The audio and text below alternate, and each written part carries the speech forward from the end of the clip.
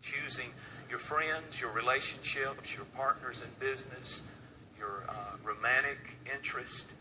Choosing your friends. As our kids go back to school, one of the most critical things you will do is decide who's going to be in your circle, who's going to be in your clique, who's going to be in your life, and who's not. And what do we need to know about that concerning making wise choices in our friends and relationships? In Numbers chapter 32, now the children of Reuben and the children of Gad had a very great multitude of livestock.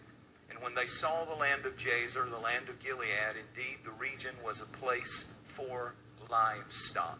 Meaning, one translation said, very green grass. As a matter of fact, if you keep reading, it'll actually say that in a few chapters before this, when it was describing this very place. And so the children of Gad, the children of Reuben, came and spoke to Moses, to Eleazar the priest, and the congregation, saying, verse 5, therefore they said, if we have found favor in your sight, let this land be given to us for our inheritance or possession. Do not take us over the Jordan. And what they were really saying was, we don't want to cross over into the promised land. We are happy. Our livestock are getting fat because the grass is green on the other side.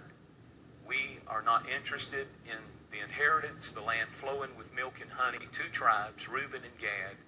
There were 12 tribes, and 2 of them peeled off, got together, and when it was time, after 40 years of failure and wilderness, going around in circles, finally the moment came when God said, go across the Jordan. There's a land filled with dreams and promises that I have for you that's going to blow your minds. You're going to eat from vineyards you never planted. You're going to live in homes you never built. I'm going to cause the enemies before you. No man will be able to stand before you, and you're going to build a kingdom that'll be powerful, and it'll never end. And 2 of the tribes said, we don't want God. We want the green. We want the grass. The grass our animals are able to eat here. And it's really remarkable that they reach this point, and everybody does sooner or later, that is greener is God. It could be the green of money. You can't serve 2 masters. It's not that you can't have great resources, but you can't let those resources manipulate and control you and make you feel like that you are more important and that you and your wealth give you some kind of special status with God. It does not. There is a spirit with money. The Bible calls it the spirit of mammon. And they said, if it's grass or God, we'll take God. And even as I look at this story, I can't help but think that when you see it, you see something that is really amazing. They had to choose what they were going to do. And I want to talk to you about choosing your friends wisely. Everybody has to have a God. It may be money, it may be hunting, it may be golf, it may be gambling, it may be whatever it is, but you're going to have and serve a God. The children of Reuben had very much cattle, and they said, our cattle get good grass here, and we don't want to separate. We're happy where we are. Total lack of consecration. They chose the grass over the best that God had for them, and they began to live on the border of the promise. Now, I'm going real slow, but I promise I know where I'm going, so just take it easy. I want you to see what the Bible says about these 2 tribes real quick, and this is going to come together, and it's going to make a lot of sense to you. So, Genesis 49, if you've got your Bible, turn there. Genesis 49 and verse 3. Jacob, the old man, is dying on his deathbed, and he calls in his 12 sons, and one of them was named Reuben, and one of them was named Gad. And he prophesies over Reuben in verse 3, you are are my Father's firstborn. You are my might and the beginning of my strength. The excellency of dignity, the excellency of power is all over you, boy. Your potential is enormous. The plan that I have for you as your father, the plan that God has for you is absolutely incredible. You're excellent in power. God has dignity. God has promotion. God has favor that you can't even fathom. But watch this. Verse 4. But you've got character flaw. And he says you're unstable as water. You will not excel. Because you went up to your father's bed and you defiled it when you went up to my bed. What in the world is that talking about? He's talking about, and that's the prophecy over him. And then I want you, while you're in there, to look at one more. Verse 18, Gad is a troop. He'll trample upon him. A troop will trample upon him, but he will triumph at the end. Well, what in the world is all of that about? I want you to see what's taking place. He said to his oldest son, Reuben, you're excellent in power. You have the DNA. You're strong. You're powerful. You're a mighty man. You're a leader. It's all over you. You've got those big old shoulders. Your excellence in power. You've got genetics that are incredible. You're my firstborn. You've got the double portion already pronounced on your life. Your future is incredibly, incredibly bright and unlimited. But the issue that I see, and this is a dad on his deathbed, and he's watched this boy all of his life who had all the natural stuff that he needed to excel. And then he says, but you're weak as water. You're weak as water. You couldn't even get your own girlfriend. You went up and slept in my bed with your stepmother because you're so weak in your character. God had, and I had, a double portion life planned for you. But you're so weak, you can't take a stand. You're like water. You're weak as water. You pour water into a round pitcher and it goes round. If you pour water into a square pitcher, it becomes like the environment you put it in. Water always runs to the lowest place. I don't care where you spray it, water will find the low place and go to it. And he said, you're just like water. Any environment you get in, you become just like it. You never take a stand. You never become your own. You're excellent in power. You could be incredible. You could be a leader's leader. You could have a double portion. You could be, oh son, I see excellence all over you. The DNA, the raw talent is there, but you don't have the discipline. You're weak as water. You get in an environment and you become just a piece of driftwood going with the flow. If you could just take a stand. I've watched you, son. Water has no will. Water has no strength. Water runs down to the lowest place. You take the path of least resistance. If they do it, you do it. If they party, you party. If they, whatever environment you get in, you never stand up and lead. You're weak as water. Oh, son, you could be something great. You could be something powerful. You could be something amazing. You could be something outstanding. That's Reuben. He takes the path of least resistance. He's always doing something that's just going along to get along. You'll never excel. This is his father saying, you'll never excel. You'll always be C's and D's and E's, even though you were a star student if you'd just got some discipline, but you like the grass more than you like God.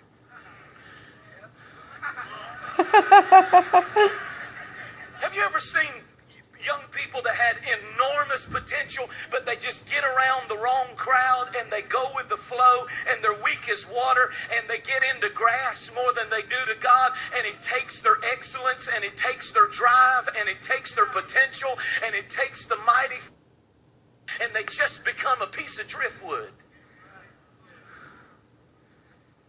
You'll never excel, son. You're lukewarm. You'll always get trophies for 10th place. I like that guy in the NFL who told him to take the trophies back for my boy. Y'all don't know what I'm talking about. But I like that guy because because he understood that there's a difference. You're weak as water. You've got no strength. You've got no stamina. Every time you get around somebody else, you're just like them. You're just like them. You do good during the summer when you go to youth camp. You do good during Forward Conference. You do good when you get in, around your Christian friends. But then you go to school and you get weak as water. And you just start doing stuff because you want to fit in, because you're weak as water, and water takes on whatever form of the container it's put in, instead of being who it is. And being strong enough to say, the environment won't change me. If I have to, I'll remove myself from it. But I'm not going to waste my potential on stupid stuff and stupid people. You'll never accomplish anything. You're so spineless. This is his dad. When your daddy says this about you, this is bad. You're spineless. You're mediocre. You couldn't even get your own girlfriend. You slept with your stepmother. You're average, you're inconsistent, you're not dependable, you'll never accomplish, you'll never excel. Wow. And then there's Gad. Now that was Reuben. Then there's Gad. Who was Gad? Gad was bad. I mean, as in, he was really bad. He said a truth will overcome him, but he will overcome at the last. What does that mean? That means Gad is an overcomer. If you knock Gad down, you better kill him, because he's going to get back up, because he's bad to the bone. Gad is not a quitter. Gad is a fighter. And he was like the Terminator. If he got in a battle and you cut his arm off and his leg off, he would come crawling at you with half his face blown off. He would keep coming at you. And the Bible said even though a troop will overcome him, in the end, he'll keep coming back. If you knocked him down, you better kill him, because he's going to come right back at you. Gad had this thing that he will overcome in the end. The boy's got tenacity. The word Gad means I can do, or to be able. He just had a can-do spirit. He had this tenacity about him that, can you do this? I can do that. I can do that. I can do that. I can do that. Man, he just had the folks, I can do that. I can do it. He had that attitude. And if you knocked him down, he got back up, and he was always on top, always overcoming. The spirit of a Gadite, I can do it. You had to kill a Gadite to get him off of you. He had his stuff together, so much so that the 1 Chronicles chapter 5 says this, and the Gadites separated themselves unto David. Behold, they were wilderness men, men of might, men of war, fit for battle, who could handle a spear and a buckler. And it says they had faces like lions and were swift as deer. They were deer lions. That's fierce. I see square-jawed, muscled up, cut up, strong strips of leather on their arm. When they got on their Harley Davidsons, they didn't hit a button. They cranked it with their leg like real men do. Come on. No hitting the button. These were real men, fighters, killers. Lion deer. Faces like lions. You know the difference between a predator and prey is prey, like rabbit and gazelles, they have their eyes on the side of their head because they're always looking for the prey. And so they're looking that way. But a prey animal, like a lion, his eyes are very close together because he's focused on the prey. And when it says they had faces like lions and they were swift as deer.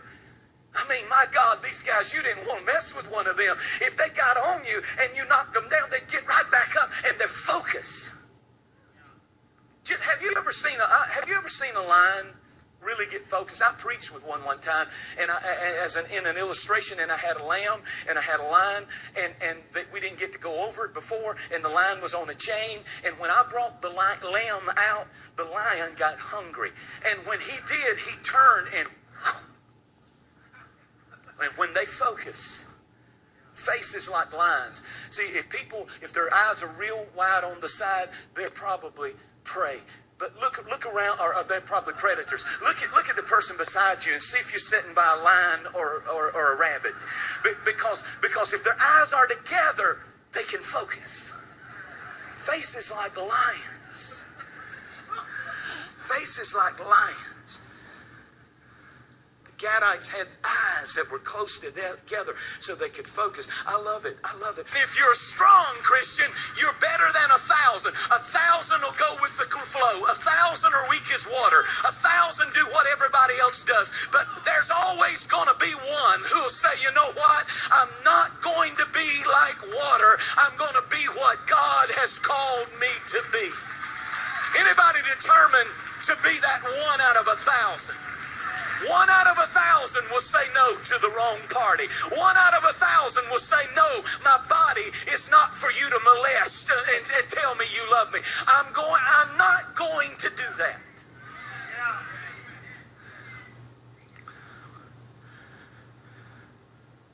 The weakest was worth 100 regular men. And the question is this, such a simple message. What in the world happened that the Bible records that the most fierce fighting force out of the 12 tribes was the tribe of Gad? Nobody could fight, and nobody was more qualified to move into the promised land and take it than the Gadites. And yet, when the day came to cross over, the Bible said that Gad and Reuben stayed on the other side. What happened? I'm going to tell you what happened. They got out in the wilderness journeys. The tabernacle was set up, and somewhere in the mix, Reuben, the undisciplined, enormous potential, incredible chance, could be an A student, could have a scholarship, could have a life that would be astounding and fruitful and productive, but he liked the grass. He liked the party life. He liked the weakest water, and if everybody's sleeping with everybody, then I'm just going to be like the environment that I'm in on the campus. And he lost. Something happens when you start that stuff. Something happens to your drive. Something happens to your call. Something happens to your purpose. Something happens to your dream. And you just, I'm not going to class today. I like the grass. I'm not going to do this. I'm not doing it. I'm not going. I don't feel like it. I don't have to. I'm under pressure. And you get weaker and weaker and weaker and weaker and weaker and undisciplined and undisciplined and undisciplined. And before you know it, life and opportunity has passed you by. And here's the most powerful. Gadites started camping out at the campfire with the Reubenites. And I don't care how strong and powerful you are, if you want to know what your future holds, check out the kind of friends that you're hanging out with today. Because your friends today are a picture of your future tomorrow. And all they did was start getting, and when they would separate, the tribes would separate, they started separating and living around the Reubenites, these people who were weak as water, who would not excel. They hung out with them. They started skipping class with them. They started running with them and getting high. They started sleeping around, doing all the stuff, passing the joints around. And one day one of them got weak and said, I'll take some and let's do it.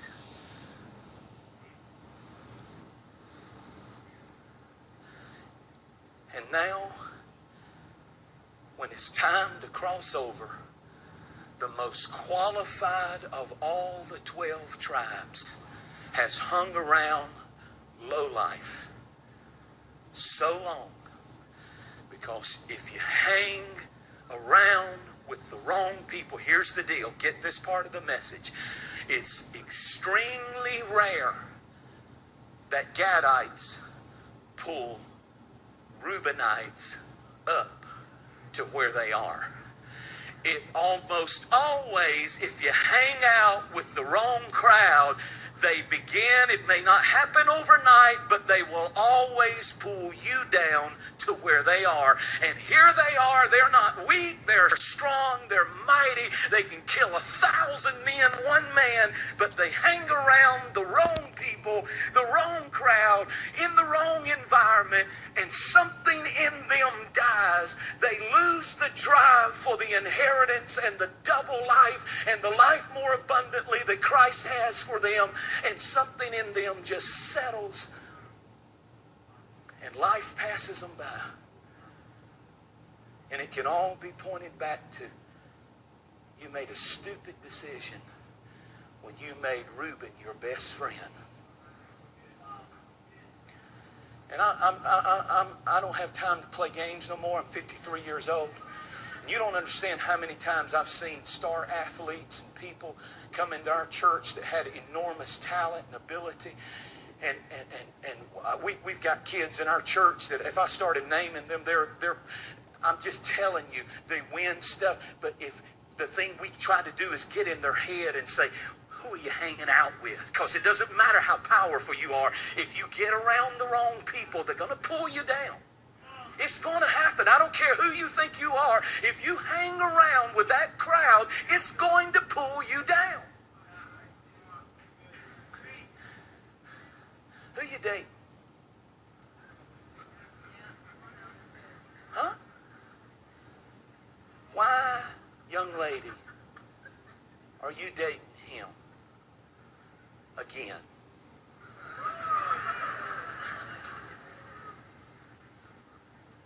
You need to choose wisely. Well, you know, people, Pastor Franklin, you just don't understand. See, I'm going to change him. Listen, you see the best side of somebody before you marry them. You don't get the best after you get married. That's when it all hangs out. You are seeing the very best. That means if you're dating somebody and they're treating you like a dog, and they accidentally sent you a text that they were sending another girl because they got your numbers mixed up. Well, he just needs to get married, and then that'll fix it. If you can't stay right and monogamous when you're single, you sure can't do it when you get married. It's not going to happen. It doesn't happen that way. It's quiet in this Baptist church tonight.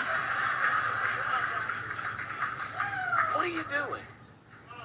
I want to say to young girls all the time, why are you... I see it all the time. You see them just... I'm telling you, some lowlife pull up to my house wanting to date one of the Franklin girls.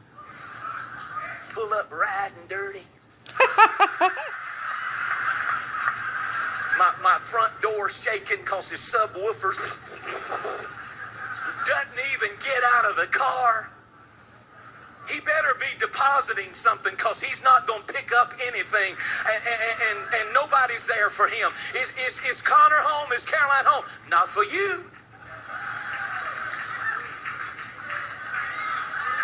Oh, come on.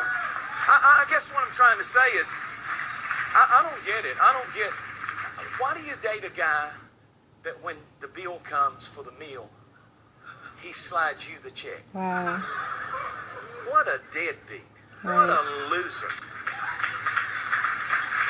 I see it all the time. We go to the movies. Me and Sharissa go to the movies and we see these young little couples and see these little got his drawers down, showing his drawers, his pants down here with his belt around like, and he walks like this. And she, when it's time to pay for the ticket, she pulls out the money. I'm like, what in the world, darling?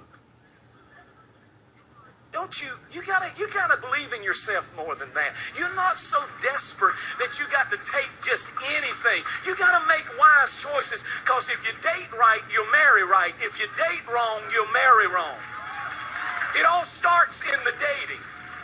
Make wise decisions. If he can't get his act together while you're dating him, he treats you ugly and is insanely jealous and just domineering and controlling before you're ever married, nothing's going to change if you get married. Make wise choices. Weak as water. Man, I see kids all the time. The potential is enormous. They could be amazing. They could get full scholarship, but they get around the wrong crowd. They start dating the wrong girl, start dating a trap queen, which the Urban Dictionary said is a weed-smoking stripper.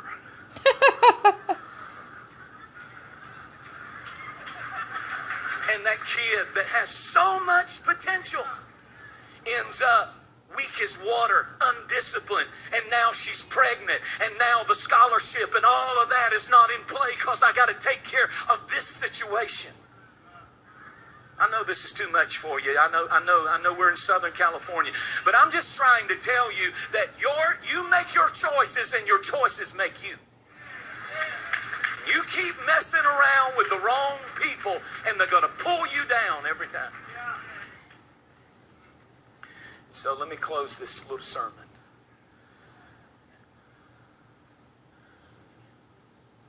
Make wise choices. This year as you go back to school, boy, you need to hear next Sunday. Oh, you need to hear next Sunday, 9 and 11 a.m.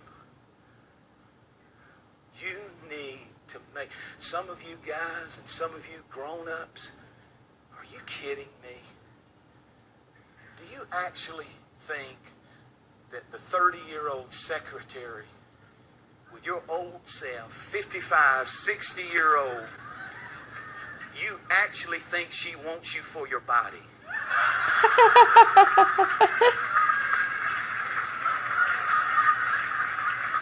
Really? I'm one of us. I can talk about us. Are you kidding me? That you are going to give up your family, your children, your grandchildren, the years that you have together for some little fling because she shows you the attention and makes you feel alive. And you seldom make wise decisions in ideal unless you always have to make most of major life decisions in less than ideal circumstances.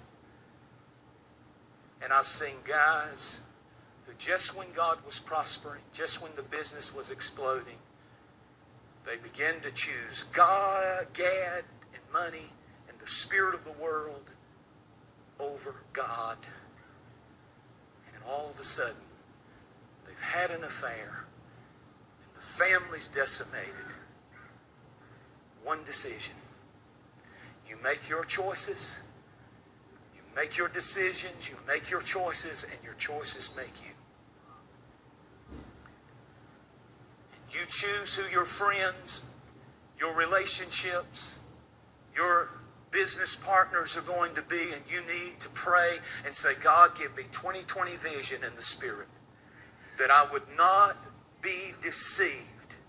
That this year I would absolutely connect to people who are going to strengthen me, people who are going to help me. See, if the Gad had been with another partner, when they got weak, the good people who are supposed to be in your life will encourage you and say, man, you don't need to do that. Get your act together. What are you doing? What are you doing? Why are you smoking that cigarette? Are you stupid? You're 16 years old, and a good friend will say, they'll get all in your business. Put that down. You're going to get cancer. You're an idiot. You don't need to smoke a cigarette to look cool. That's what a good friend will do. But a bad friend will do, say, hey, while you got your lighter out, take a hit of this. What kind of friends are you? What kind of friend are you? What kind of friend do you have, and what kind of friend are you to other people? Do you influence them good or bad? Are you a Reubenite or a Gadite? Do you pull people up or do you pull people down because you come to church and play the game, but when you get out in the world, you're weak as water? Wow. Well, there is a friend. I got all kinds of friends. You don't have a friend like this. Because there is a friend that sticks closer than a brother. And he'll never leave you. And he'll never forsake you. He'll get you in the death grip of love. And he'll say, I don't care what anybody thinks about you. I'm for you. And I won't let you go. And you need to choose. Stand to your feet all over this room.